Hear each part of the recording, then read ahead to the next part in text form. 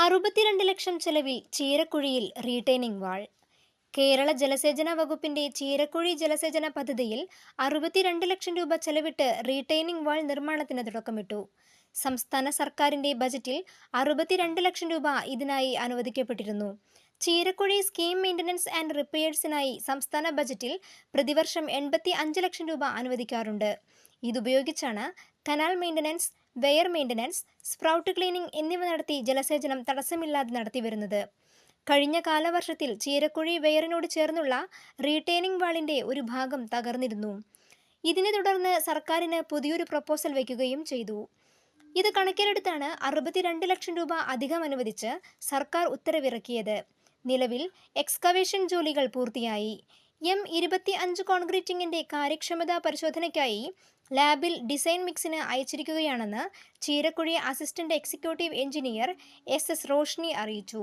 2018-ലുണ്ടായ ആദ്യ പ്രളയത്തിൽ ജലസേചന വകുപ്പിന് കീഴിൽ വരുന്ന പ്രൊജക്ട് 2-ലെ ഡാമുകളിൽ ഏറ്റവും അധികം നാശനഷ്ടമുണ്ടായ ഡാമുകളിലൊന്നാണ് ചീരക്കുഴി റെഗുലേറ്റർ.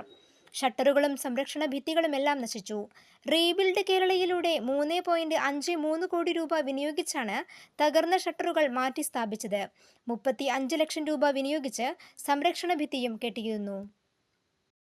എല്ലാ വർഷവും ബഡ്ജറ്റ് അലോക്കേഷനിൽ നമുക്ക് Cheerakuzhi scheme maintenance and repairs എന്നുള്ള ഹെഡിൽ 85 ലക്ഷം രൂപയാണ് സാധാരണ കിട്ടാറ്. അത് വെച്ചിട്ടാണ് നമ്മൾ കനാലിൻ്റെ മെയിൻ്റനൻസും വെയറിനോടനുബന്ധിച്ചിട്ടുള്ള മെയിൻ്റനൻസും നടത്തി നമ്മുടെ വാട്ടർ ഡിസ്ട്രിബ്യൂഷൻ നടത്തുന്നത്. അത് ശരിക്കും പറഞ്ഞു കഴിഞ്ഞാൽ ആ ഫണ്ട് നമുക്ക് അപര്യാപ്തമാണ്, അത്രയും പോരാ. നമുക്കൊരു സുഗമമായിട്ട് ജലം വിതരണം നടത്തണമെങ്കിൽ ഒരുപാട് സ്പൗട്ടിൻ്റെ റിപ്പയറും കാര്യങ്ങളുമൊക്കെ നമുക്ക് ഇനിയും ചെയ്യേണ്ടതായിട്ടുണ്ട്.